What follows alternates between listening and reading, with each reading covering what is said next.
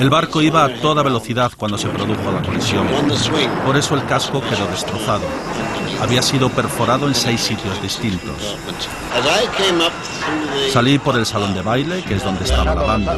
Estaban tocando Alexander's Ragtime Band. La cubierta de proa está llena. Le pregunté al capitán: «¿Lanzo unas salvas, mi capitán?» Un cabo y yo empezamos a lanzar salvas desde el puente. No sé cuántas pude lanzar.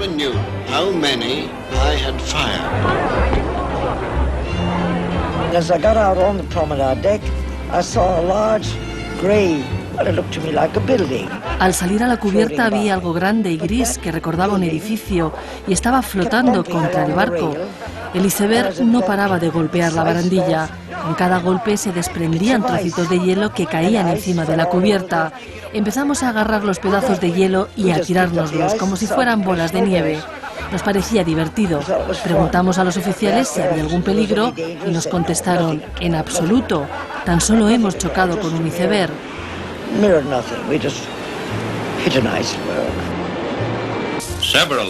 Varios oficiales nos apiñamos en el fondo resbaladizo de la balsa y fue desde allí donde vi hundirse el Titanic. La popa se fue elevando lentamente hasta colocarse perpendicular al agua. Luego, en silencio, pero cada vez más rápido, se zambulló bajo la superficie y desapareció. Cuando se la hubo tragado el mar, todos a mi alrededor dijeron, como si no pudieran creérselo: se ha ido.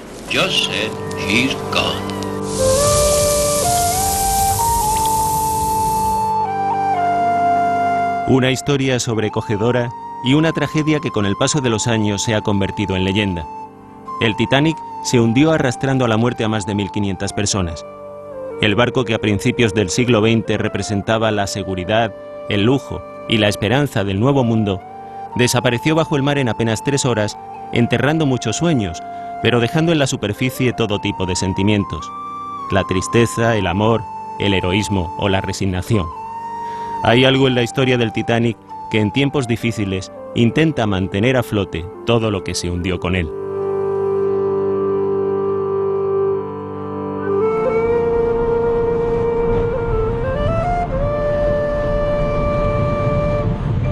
Lo que ocurrió fue culpa del capitán, que condujo el mayor barco del mundo a toda máquina en un lugar donde no debía hacerlo. Y se estrelló contra un iceberg a 23 nudos, lo cual es demasiado rápido para un barco de 53.000 toneladas. A esa velocidad, cualquier barco acabaría hecho pedazos hoy, ayer o dentro de 100 años. Oficialmente no hubo culpables.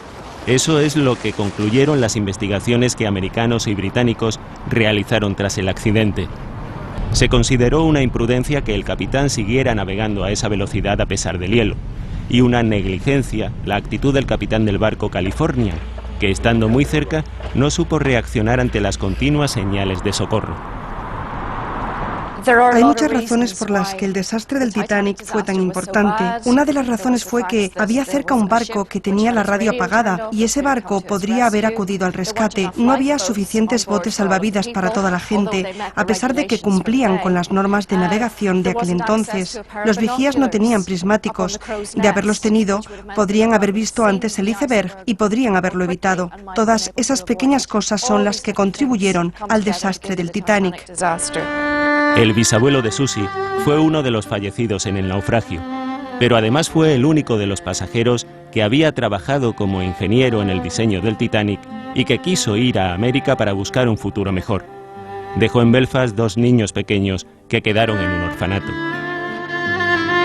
Aquí es donde nació y cobró vida el Titanic. Aquí es donde los diseñadores dibujaron los planos. Este es el aspecto que tenía esta sala hace 100 años, con todos aquellos hombres concentrados en su trabajo. Era un trabajo tan cualificado que tuvieron que estar muy atentos y aplicarse intensamente durante 2 años para asegurarse de que todos los detalles estaban en su lugar. Se trataba de llevar el sueño a la mesa de dibujo. Mientras los ingenieros avanzaban en su diseño, podían ver a través de la ventana cómo el Titanic iba cobrando forma hasta que 3 años más tarde estuvo listo para zarpar. A pesar de que han pasado 100 años desde el viaje inaugural del Titanic, me sigue entristeciendo mucho lo que le pasó a mi bisabuelo. Cada 15 de abril celebramos una ceremonia de recuerdo, donde nos encontramos muchos familiares o personas cercanas a los que murieron. Me sigue arrancando lágrimas pensar en lo que le pasó a Tommy. Estoy segura que cuando decidió hundirse con el barco, su último pensamiento fue para sus hijos pequeños, que se quedarían huérfanos debido a la tragedia del Titanic. Debe haber sido tremendamente desesperante haber vivido esos últimos momentos. El naufragio del Titanic esconde una apasionante historia en el mundo de la ingeniería naval. La era de los grandes transatlánticos discurre en torno a la ciudad de Belfast, donde se encontraban los mayores astilleros del mundo, y a la competencia entre las grandes compañías navieras por crear los barcos más modernos y lujosos de la época. El Titanic estuvo aquí durante 2 semanas y media para hacerle los últimos retoques. Lo volvieron a pintar, le pusieron los paneles e inspeccionaron el casco. Debe de haber sido espectacular venir aquí y ver el mayor barco del mundo, el mayor objeto flotante fabricado por el hombre en aquel entonces, en 1912.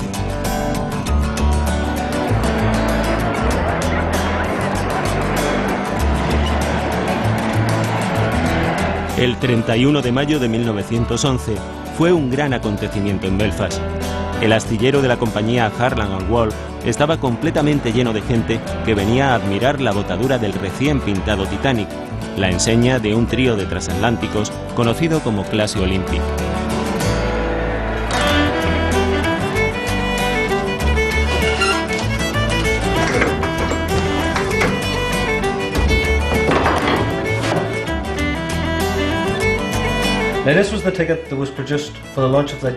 Este es el billete que imprimieron para la botadura, cuando el Titanic se adentró en el agua. Solo podía asistir a la ceremonia gente muy importante, gente del gobierno o de la compañía, la White Star Line, pero las familias de los miembros de la tripulación del barco también tenían acceso al muelle para ver cómo se adentraba el barco en el agua.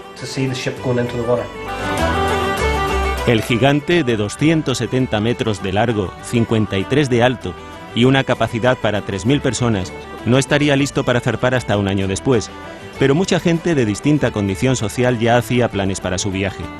100 años después, el Transport Museum de Belfast muestra el reflejo de una época en la que muchos sueños empezaban a ser posibles.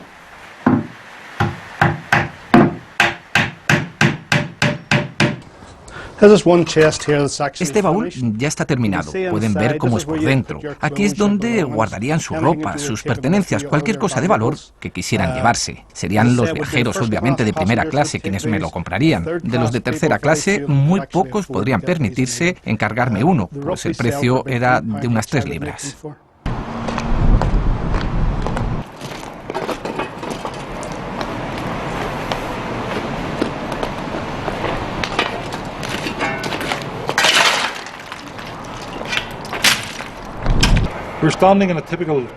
Estamos en una carbonería típica de Belfast de principios del siglo XX. El carbón desempeñaba un papel muy importante en la vida de los habitantes de Belfast, que lo necesitaban para todo. Como dato interesante, el Titanic consumía 650 toneladas de carbón al día y había que transportarlo desde las carbonerías hasta el Titanic en carros de caballo. El 10 de abril de 1912, el Titanic parte por fin desde Southampton a Nueva York. Horas después haría escala en Cherburgo para que un par de transbordadores acercaran nuevos pasajeros hasta el barco. Entre ellos iban 7 españoles. El Nomadic era uno de esos transbordadores que después de 100 años ha regresado a Belfast y está siendo restaurado.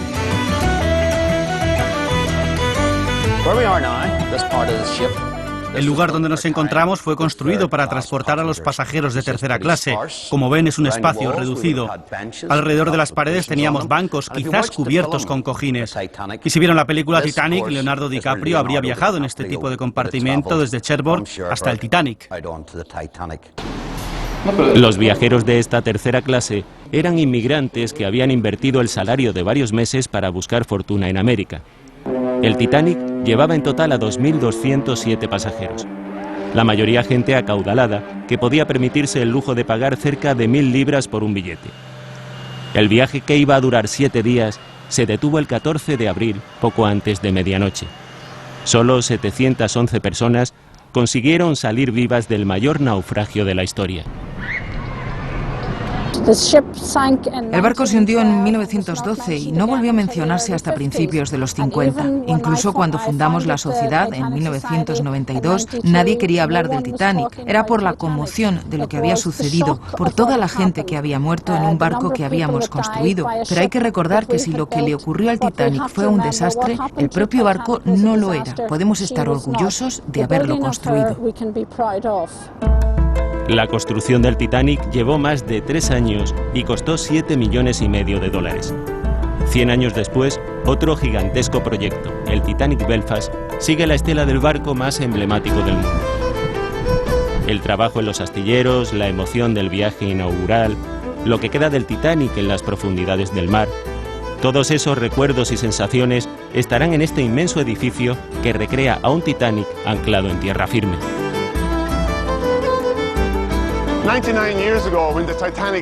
Hace 99 años, cuando se hundió el Titanic, también se hicieron pedazos muchas esperanzas, sueños y aspiraciones de la gente, aparte de que fue una tragedia para todo el mundo. Hoy estamos aquí y el mundo vuelve a estar en crisis. Construyendo y desarrollando este proyecto, esperamos servir de inspiración para que esos sueños y esperanzas que tenía entonces la gente y que sigue teniendo hoy, sigan vivos y se desarrollen en este nuevo mundo.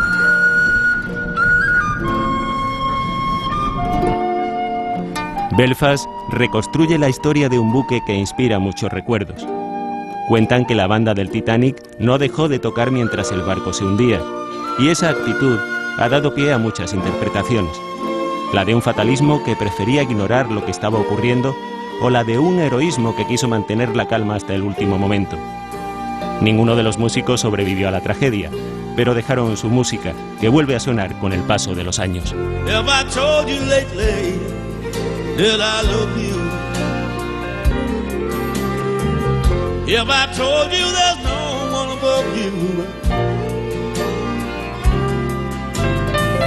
then you fill my heart with gladness, take away my sadness.